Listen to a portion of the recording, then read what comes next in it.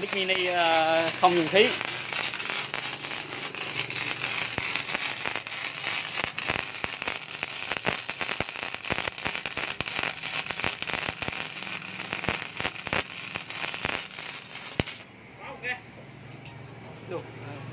Anh lại là làm cái đó nha. Thợ chuyên nghiệp luôn á.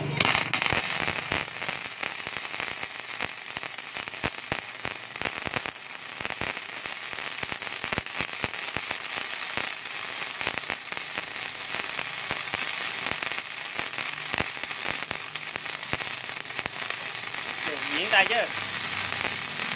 Ở mấy hàng mà diễn nhà hàng luôn á. Đu. Quá lạnh. Quá ngon. Này là mấy ly nè? 3 ly, 3 ly. Mà mức ở chỉnh mức đây thôi. Quá ngon. Chỉnh mạnh nữa là lũng luôn.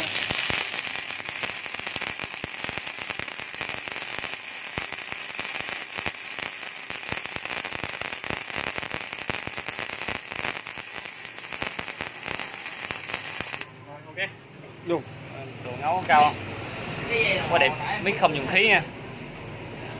Hàng rất là đẹp. Đây là chức năng thử khí.